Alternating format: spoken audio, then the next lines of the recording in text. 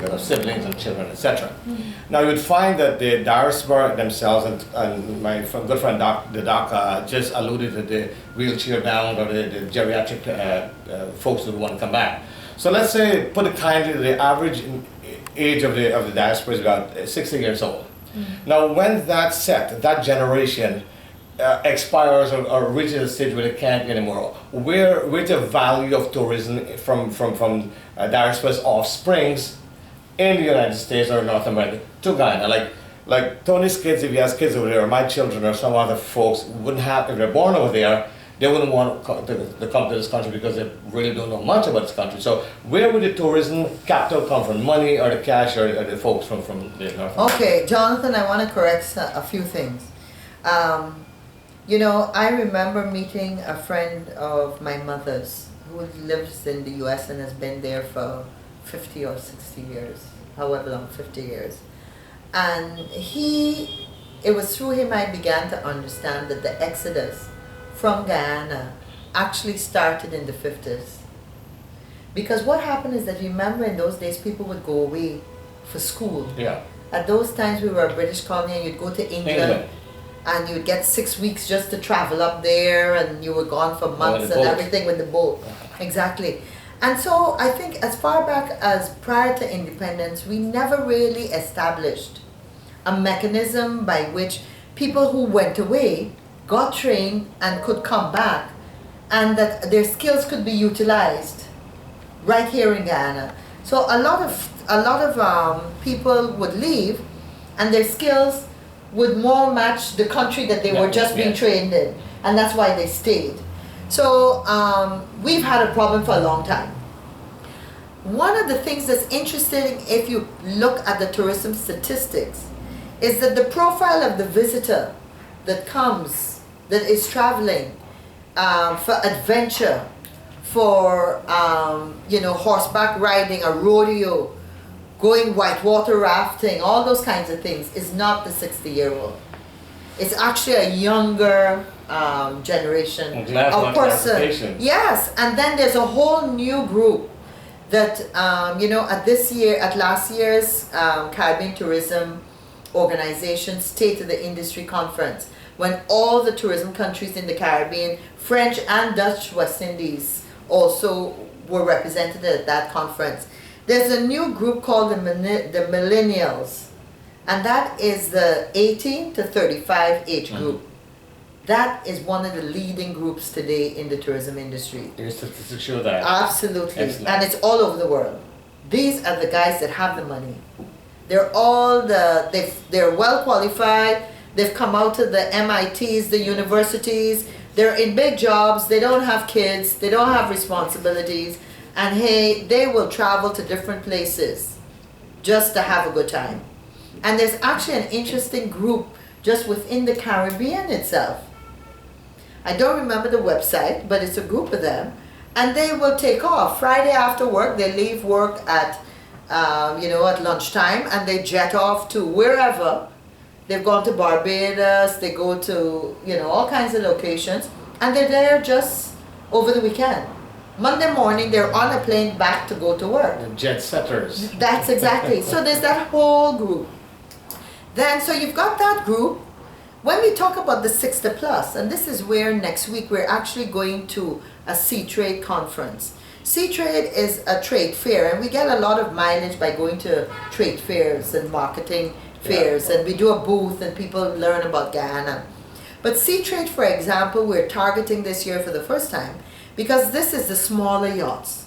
And we've had a few of them that come to Guyana. These are yachts that bring about 500 to 600 people, and it's exactly the profile that you've said. It's the people that are 70 and over, still healthy, maybe a few aches and pains, but they have the disposable income. And those yachts are going on a regular basis through French Guyana. They stop in Suriname, they do part of Brazil, some of them do parts of Venezuela, and we've had about, on average we have maybe about 3 or 4 of those a year that come. And so we're going to target those yachts because we think they could come instead of 3 or 4 a year. We could take 3 or 4 a week or a month. And we have You know? we have berthing facilities for Yes. the deep water harbor. We have Yes. that. Well, one of the harbors, that size boat can actually come into the Damrar River as it is right now. And this is just to show you. The last one that came in, I went and I met the captain. He was actually from England. And, you know, we took him a little gift and some of our material. The folks on the boat were coming off. They were only docking for a day. You know how the cruise ships dock different places for a day. And so they had booked tours. Quite a few people were going up to Kaichor with and supporting, you know, most of the smaller airlines that are doing trips to Kaichor. Kaichor was going to have a lot of visitors that day. Another group of them were doing day tours. In Georgetown. Tours of the city in Georgetown. Some of them were also going up to Arrow Point, so they were getting a nice river way, drive up the East Bank and then up the Damrar River to the Kamuni Creek, Santa Mission area. So there are so many exciting things. Now this Captain docks, and I am in my chatting with him, says, oh, you know, I'm so sorry. We want to expand this area and make a proper area for cruise ships to come in. And he says to me, no, why would you do that? This is so quaint, the way, because imagine he was at a wharf that really is not built for cruise ships. But that day we had the craftspeople out with some tables. We had a pan player playing, and he was just taken away with that experience. I guess most of it will come from cosmopolitan.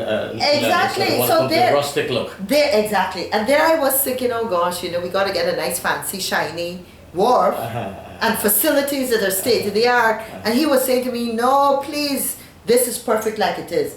This is part of the experience and the ambience.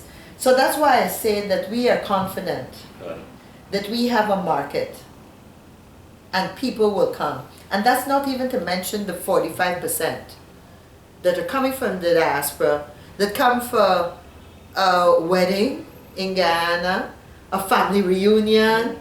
Last year my family had a reunion and we had like 47 plus people that flew into Guyana in that week just for our family reunion. And they come for funerals also. Yeah. And they come for funerals. Very often. High school reunions. There's crime rate here. Yeah. A lot of people come for funerals. But you know what, let's talk about the crime before we close off. It's an unfortunate situation. Very.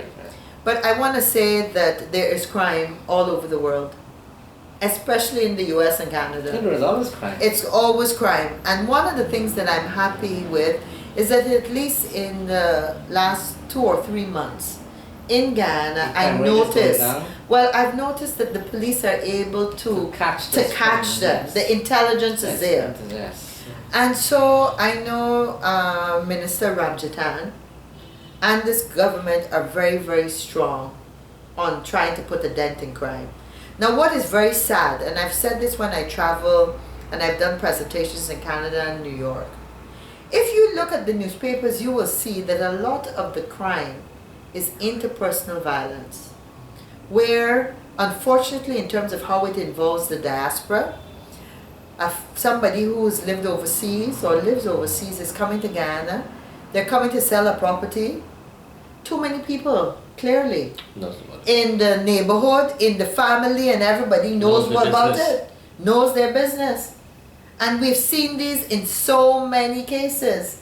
And so the person gets attacked and unfortunately in a few situations murdered, which we are very angry and upset about. But the reality is that you got to take precautions. So I say to people in the diaspora, if you're coming home to do whatever business, be discreet. you know, be discreet. Shut your mouth. That's the best thing. No, seriously, because when you look at it, and then as a country, you know, we got to deal with some of the issues where there's always some land dispute. We've had a lot of that in Guyana. Oh, yeah. Some family living overseas and the family overseas either vex or the family in Guyana vex, and next minute, you know, there's an allegation that somebody has knocked somebody off. I am happy to say that we have not had situations, knock wood. Never ever have we had a situation where a tourist comes to Guyana and is walking on the street and has been attacked. And therefore we got to put it in perspective, you know? We're working hard to fix it. but it's a bigger problem. Minister, we're coming to the end of our interview, and as is customary on this program called Inside Guyana, we want to give our guests the final opportunity here now to look at the viewers, and no question going to be asked. You just, whatever you have in mind as a Minister of Public Telecommunication and with responsibility for tourism, please tell our viewers this is your opportunity. Whatever you want. We're not going to stop you. We're not going to ask you questions. Speak from This is the Minister herself, Cathy Hughes. Well, I want to start by thanking you for this tremendous opportunity. I've enjoyed this interview, and I appreciate the support you have given to Guyana and Guyanese for many, many years. I want to say to my fellow Guyanese that may be watching that I want to remind you that we recognize you have made other countries your home. In this case, it might be parts of the US. But I want to remind you, as we say in Guyana, Guyana is where your navel string bury. And so I say to you, if you haven't connected with your family, with your friends, with your old church, your old high school, and I say to you, you know, think about those places. Think about how you can help to develop Guyana. We're on a thrust. We want to make it better. We want to make it better so that you and your family will want to come home. I want to say that for many years, Guyanese didn't know their own country. And there are fantastic resorts and activities that have been developed that are of a high standard that I think you would be excited to experience and enjoy. So come home and enjoy our tourism product. Most of you will have friends, and there might be people watching that are not Guyanese, that have no connection to Guyana. And to you I want to say that guess what? Guyana is one of those new emerging destinations that you've got to come and see. And if you don't believe me, go online. CNN a year ago listed Guyana as one of their top destinations that you must come and visit. In December 2015, Business UK did an article where they identified 12 emerging tourism destinations and sites that somebody in the world must go and visit. They only listed 12 places in the world. And guess what? Guyana was number 9 out of those 12. And then Discovery Channel. Everybody knows Discovery Channel. Naked and Afraid has done a couple of programs in Guyana. And the Discovery Channel also mentions that for adventure and for travel, Guyana is one of the unheard, unspoiled destinations. So I say to you, open your mind up. If you can make it for the 5th year, this is a fantastic year for us to renew our acquaintances and to reflect on where we've come from and where we want to go as a country. So in closing, I thank you all for watching, and I just say that you in the diaspora are important to us here in Guyana. We can't build our country without your help. Thank you. Thank you, Minister. It's a pleasure being in your office today. We had a wonderful interview. I enjoyed it. Thank you. Thank you. Really enjoyed your presence amongst us, and thanks for the privilege of being in your office to conduct this interview with you. Thank you. Thank you for watching. On behalf of our cameraman, Jadoopat, Tony, Mr. Jonathan Sobrine, and the Minister herself, we want to say we had a wonderful interaction. And until next time, this is yours truly for the program Inside Guyana on ITV Gold. Dr. Rudy Jadoopat. Take care.